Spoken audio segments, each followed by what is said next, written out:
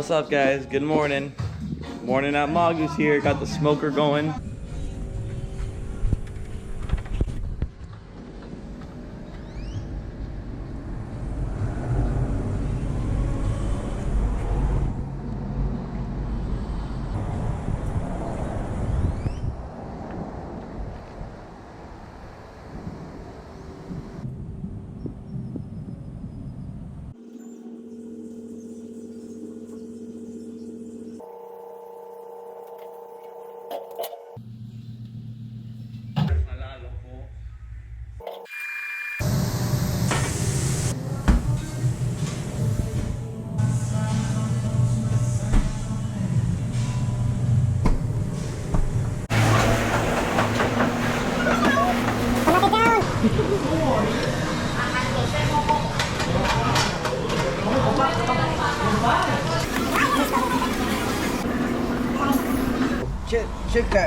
Chicken.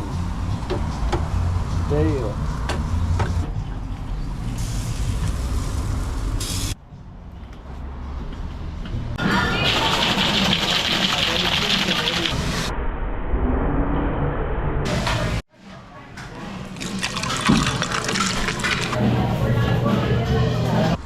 Así es.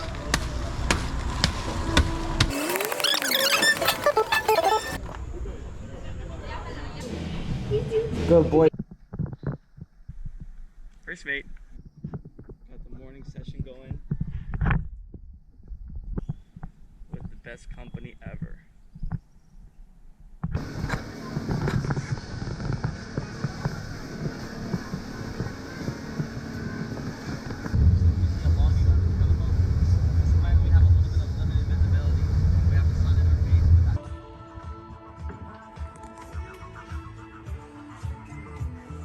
Hello, Charlie.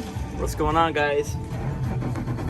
We're cranking up the engines here, starting to get things going again a little bit. I want to show you one of our pieces of equipment that we carry on this boat. All right, here you're looking at the vintage original Icey-Tek, the original roto molded coolers.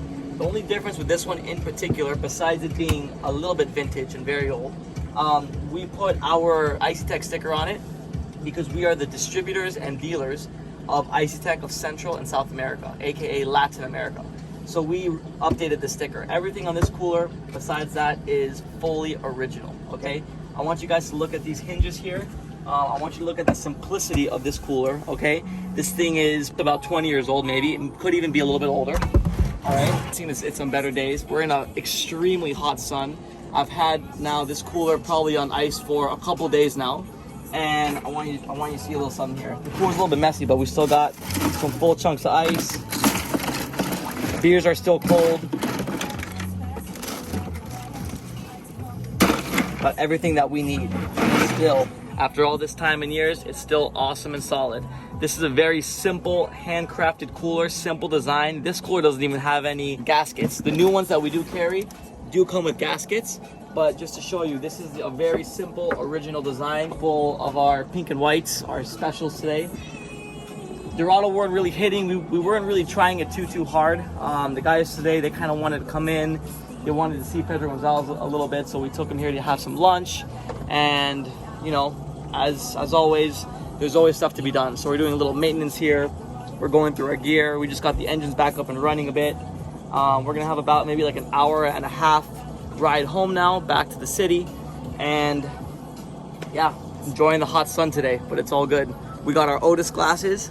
Ale, who's with me today, thankfully, she's wearing her Otis as well. I'm using the Life on Mars lit lens. It's a very solid glass. It helps me a lot, especially when I'm dealing in the sun. Eye preventative maintenance. People that get those wrinkles, that's from being like this all day long, being in that sun. These glasses allow you to be relaxed, comfortable, and have an awesome visualization of what you're seeing out there on the ocean. Always important to wear your long sleeve shirts. These are our Blue Adventures t-shirts that we always wear. This is part of uniform. You gotta take care of yourself out there. Sunscreen's important. Always stay hydrated. We got a lot of coconut waters on board, always important. We got a lot of fruit, so it's always thought about. Those things those things never go unseen. Yeah, thank you guys.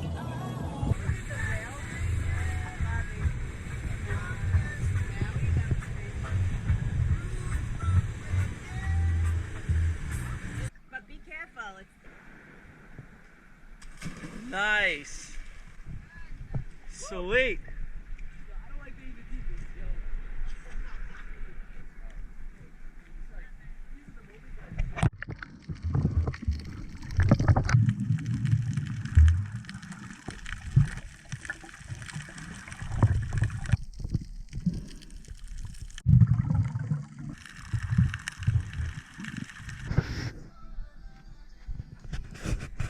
He likes extra cheese.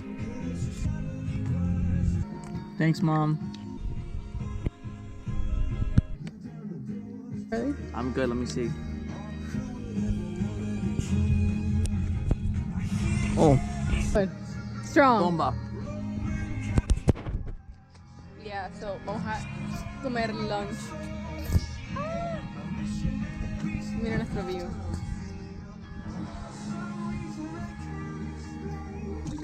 Hey, babe. Hello. We are here in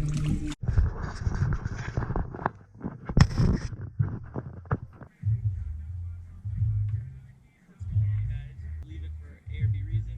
We can, and we know that it's going to be safe and secure. What's going on, guys? We're over here right now in Pedro Gonzalez. We just dropped off some of our clients over here to eat at Panama Red. And we're just going to do a little bit of boat check up here. We're going to show you guys how we tie up our lines to make sure that our boat stays in the right position, and so that if we have to leave it for A or B reason, we can, and we know that it's going to be safe and secure. So basically, when you're tying up a boat, you want to keep this bow line a little bit looser, just so that it has a little bit of slight play as compared to the back. The back, I personally like to keep very tight so that the back stays nice and tight in, while the bow is just a little bit, tad bit looser, to allow the boat to stay parallel to the dock. So when you're tying up a line here, this is called a cleat, okay? So the cleat here is what's gonna be able to hold in the line in place as we tie it down. Okay, so just for reference here, the line's not attached to the cleat right now, and if I were to let this line go, the boat would kind of just go off on its own, and it could blow into another boat, and it wouldn't be in control, okay? So basically what we're gonna do is we're gonna wrap this first around here. I like to go on the outside, so if the boat or the swell or the wind gets pushed back, this first initial break of that that main force is actually going to stop it. If I were to tie it here like this, it's still okay, but when I start to do my wraparounds here, it's going to kind of get in my way there and not allow me to make a proper knot here. Okay, so basically I'm going to go around here, and then we're just going to start doing figure eights. Okay, basically a figure eight is just like this: figure eight, loop over, come back over. I'm gonna cross a line that I just did, and I'm gonna do a couple figure eights, okay? Once I've done about one or two there, I'm gonna take this line here and do a little twist. I'm gonna do that twist, and that right there, boom, is gonna lock it right in place. So I'm gonna do one, that's fine, right there is perfectly fine, but I'm just gonna do another one for safety and security. Then from here, I'm gonna make my little loop. This is more so just class and etiquette on a ramp, or sorry, on a dock. Many people do it another way. I do it this way just for visual preferences. It's a little bit more professional. So now we're gonna come back over here, okay? Over here now, however, these are our fenders. The fenders is what keeps the boat from hitting the dock. Okay, these are little inflatable fenders, and basically that pressure right there that I'm keeping on them, this boat is snug up against the dock, but I'm protecting the hull from actually getting damaged by the actual dock here. Okay, these here, I still do a similar figure eight knot, figure eight course here on this cleat. This is a cleat that's attached to the boat. Back here now, have this same system. I like to bring the back a little bit closer in. As you can see, obviously the difference in the line separation from the bow to the stern is quite significant. Okay, so here again, just for class and etiquette, I'm gonna roll up this line. It also prevents us from slipping or getting tripped up on the line when we're trying to walk around the dock. This kind of just keeps it a little bit more neater and secure.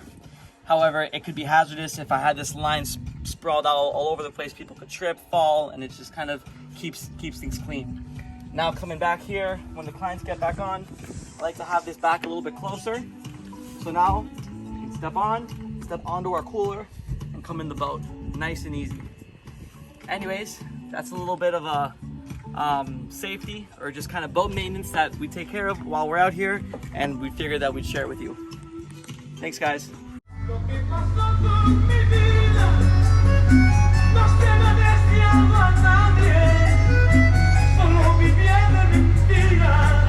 a good song. It's a banger.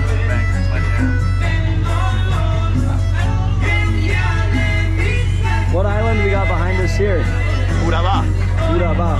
Urabá, #1 nursery for the brown pelican Right on. in the world. In the Look how world? gorgeous that is right there. Look at the, they're not really guayacabes, but look at the yellows coming out. Yeah. Charlie. It's my head time. Dude, at like 6 o'clock in the afternoon, we're like first click, one engine. He was like, dude, as slow as you possibly can go. We're like, we didn't have a depth finder either. And that was the time the depth finder didn't work. And we're just like going to areas that we knew. And so we're like click, click, click, click, click. And just looked like croakers were coming out. Yeah, it was pretty sweet. Then you go to my head.